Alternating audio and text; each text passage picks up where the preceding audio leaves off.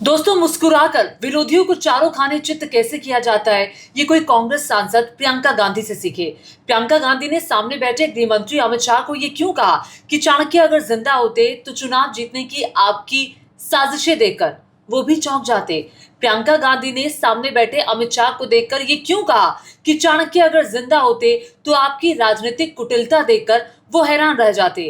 प्रियंका गांधी ने प्रधानमंत्री नरेंद्र मोदी के 40 मिनट के भाषण में ऐसी कौन सी गलती पकड़ ली जिस पर प्रियंका गांधी ने पीएम को जमकर घेरा। मैं सब कुछ आपको इस वीडियो में बताने वाली हूं। नमस्कार, मेरा नाम है ज्योति तनेजा भसीन। सबसे पहले आप सभी से अपील कि मेरे चैनल को सब्सक्राइब और शेयर जरूर करिएगा। चलिए अब आज के टॉपिक पर वापस लौटते हुए मैं आपको बता दूं, प्रधानमंत्री नरेंद्र मोदी का 40 मिनट का भाषण संसद में हुआ। प्रधानमंत्री ने कांग्रेस पार्टी को खूब घेरा और जो 3 बिल सरकार संसद में लेकर आई है उसको लेकर प्रधानमंत्री ने पूरे अपने विचार रखे।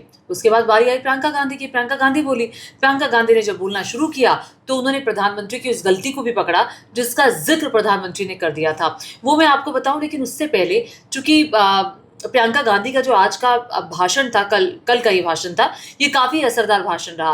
प्रियंका गांधी ने अपने भाषण में हंसते हुए, मुस्कुराते हुए, शालीनता के साथ, बिल्कुल सभ्य तरीके से जो सत्ता पक्ष के लोग हैं उनको घेरा, बीजेपी को घेरा, और वो भी मुस्कुराते मुस्कुराते, वो भी पूरे मतलब शब्दों की मर्यादा का ध्यान रखते हुए, और सामने वाले भी जो बीजेपी थी, बल्कि प्रियंका गांधी घेर रही थी बीजेपी को और बीजेपी भी हंस रही थी, बीजेपी के नेता भी हंस रहे थे। प्रियंका गांधी ने कहा कि मैं तो ये सोच रही हूँ कि अगर चाणक्य अगर आज जिंदा होते तो गृह मंत्री अमित शाह जी, आप भी हंस रहे हैं तो आप लोगों की राजनीतिक कुटिलता देखकर वो भी वाकई में चौंक जाते। आप तो पूरी योजना बनाकर बैठे हैं, चुनाव जीतने की आपकी जो साजिशें हैं लगातार चलती रहती हैं, उसको देखकर वो भी हैरान रह जाते। ये छोटा सा एक क्लिप है, जरा सुन लीजिए पहले। एक तरफ महिला आरक्षण की बड़ी बड़ी बातें, तो दूसरी तरफ गुप्त रूप से ओबीसी वर्ग का हक छीना जा रहा है, और कुछ प्रदेशों की ताकत कम करके लोकतंत्र की धज्जियां उड़ाकर अगले चुनाव के लिए अपनी पार्टी की मजबूती का ढांचा बनाया जा रहा है। हंस रहे हैं गृह मंत्री जी, हंस रहे हैं। पूरी योजना बना रखी है। चाणक्य आज अगर जिंदा होते तो वो भी चौंक जाते आपकी राजनीतिक कुटिलता पे।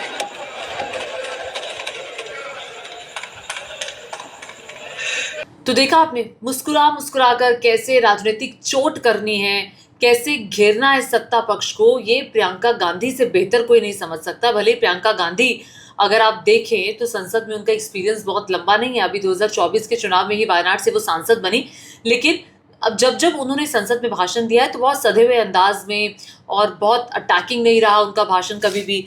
बहुत आराम से, शालीनता के साथ अपनी उन्होंने बात रखी है और सरकार को घेरने का काम किया है। अब मैं आपको बता दूं, प्रधानमंत्री नरेंद्र मोदी का 40 मिनट का भाषण हुआ जिसमें प्रधानमंत्री जब बोल रहे थे तो धर्मेंद्र यादव ने टोका।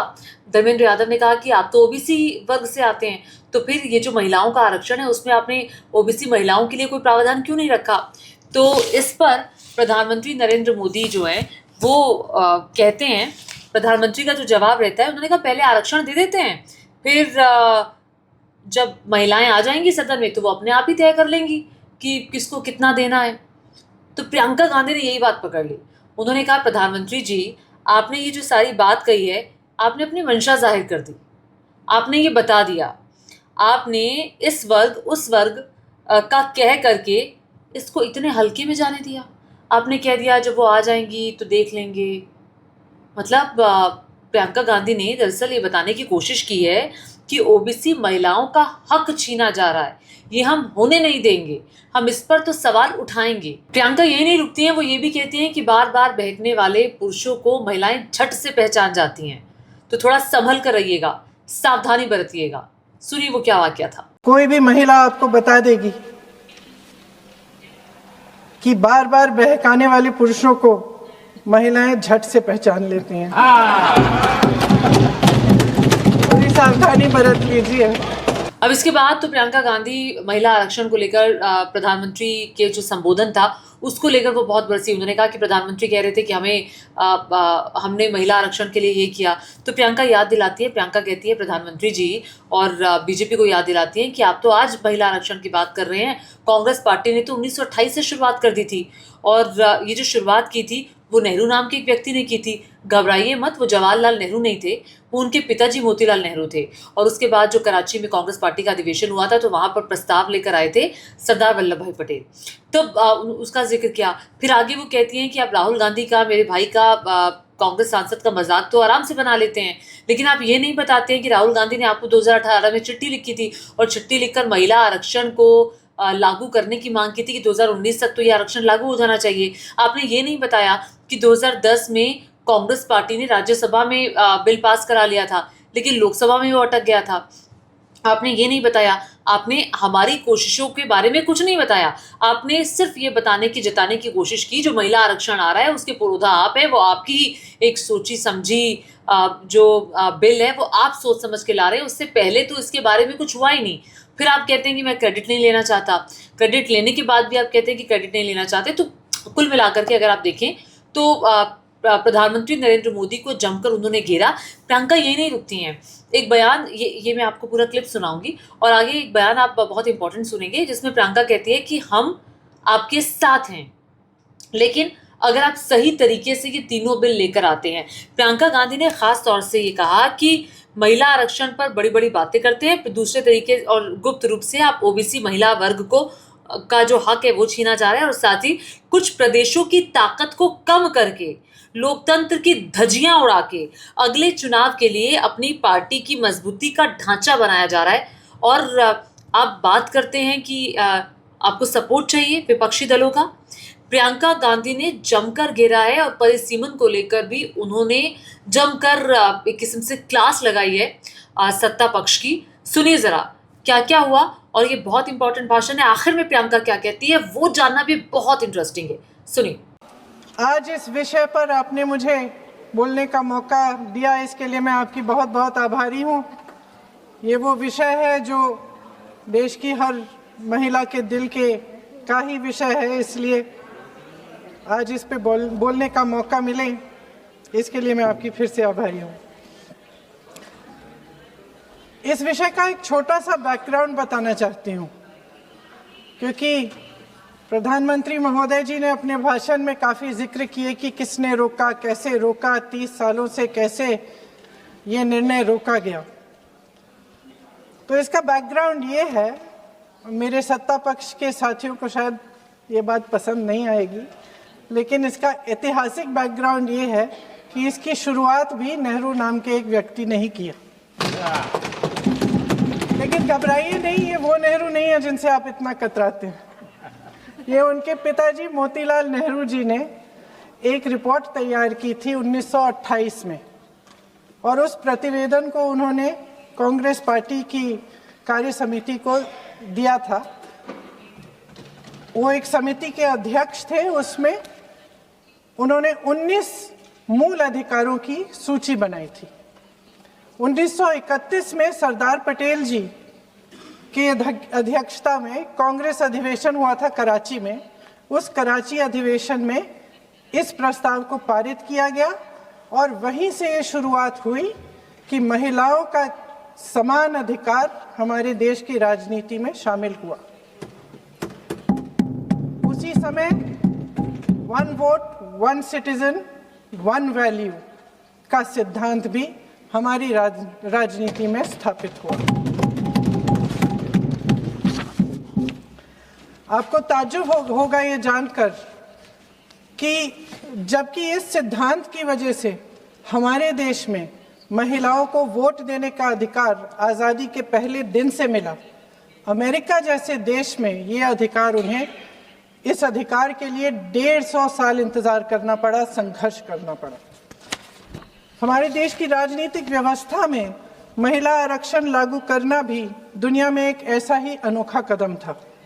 पंचायतों और नगर पालिकाओं में 33% आरक्षण का प्रावधान भी भारतीय राष्ट्रीय कांग्रेस की सरकार ने स्वर्गीय राजीव गांधी जी के नेतृत्व में सदन पटल पर पहली बार पेश किया, मगर उस समय ये प्रावधान पारित नहीं हो पाया। आज आदरणीय प्रधानमंत्री महोदय जी ने भी इसका जिक्र किया, लेकिन हमेशा की तरह उन्होंने आधी बात बोल दी। उन्होंने कहा, सदन को ये बताया कि विरोध करने वाले कौन थे, उन्होंने ये नहीं बताया। उन्होंने कहा कि इसका विरोध हुआ, कौन किसने विरोध किया और नहीं बताया। विरोध तो आप ही ने किया था, भाजपा ने। 2010 में स्वर्गीय प्रधानमंत्री डॉक्टर मनमोहन सिंह जी और यूपीए की अध्यक्ष श्रीमती सोनिया गांधी जी के नेतृत्व में कांग्रेस पार्टी ने लोकसभा और विधानसभा में महिलाओं को आरक्षण देने का फिर से प्रयास किया। राज्यसभा में इसे पारित भी कराया, लेकिन लोकसभा में आम सहमति नहीं बन पाई। 2018 में आदरणीय श्री राहुल गांधी जी ने मोदी जी को एक पत्र लिखा और उस पत्र में उन्होंने कहा कि ये महिला का जो आरक्षण है ये 2019 तक लागू हो जाना चाहिए। मुझे लगता है कि यहाँ आकर प्रधानमंत्री जी राहुल जी का मजाक तो बना लेते हैं, लेकिन घर जाके उनकी बातों पर गौर करते हैं, क्योंकि हम आज उसी बात पर चर्चा कर रहे हैं। वैसे आज प्रधानमंत्री जी की बातों से ये लगा कि भाजपा ही महिला आरक्षण के चैंपियन, प्रस्तावक और सबसे बड़े समर्थक रहे हैं। इनके पूरे भाषण में यही बात थी, जबकि ये कह रहे थे कि इन्हें इसका श्रेय नहीं चाहिए। कोई भी महिला आपको बता देगी कि बार बार बहकाने वाले पुरुषों को महिलाएं झट से पहचान लेती हैं। थोड़ी सावधानी बरत लीजिए, पकड़े जाएंगे। आखिर जब 2023 में राहुल जी के पत्र को पढ़ने के कुछ सालों बाद, हाँ, उसके बाद पढ़ लिया। आखिर जब 2023 में आदरणीय प्रधानमंत्री नरेंद्र मोदी जी की सरकार ने यह अधिनियम सर्वसहमति से पारित किया, तब भारतीय राष्ट्रीय कांग्रेस ने अपनी विचारधारा के अनुकूल इसका पूरा समर्थन किया। आज भी इसमें कोई शक नहीं होना चाहिए कि भारतीय राष्ट्रीय कांग्रेस महिला आरक्षण के पक्ष में डट कर खड़ी है और खड़ी रहेगी। अचानक प्रदेशों में चुनाव के दौरान सदन की बैठक बुलाओ, कोई सर्वदलीय बैठक मत बुलाओ।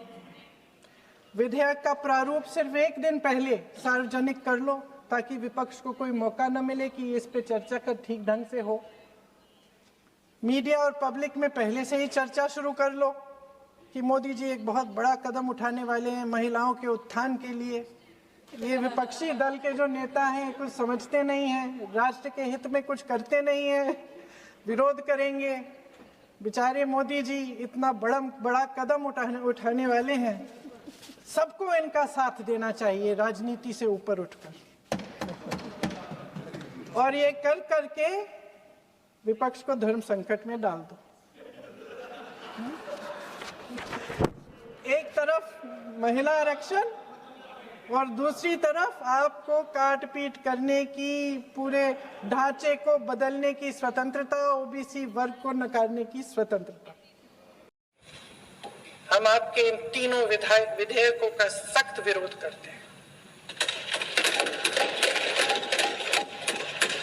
लेकिन अभी भी आप एक ऐसा निर्णय ले सकते हैं जो सर्वसहमति से इस सदन में पारित हो जाएगा और हमारे देश की हर नारी को अपनी असली शक्ति को धारण करने का मौका मिलेगा। मैं आपके द्वारा प्रधानमंत्री जी से अपील करती हूं कि मन बनाएं, साहस करें, सही निर्णय ले लें। हम सब उनके साथ खड़े रहेंगे।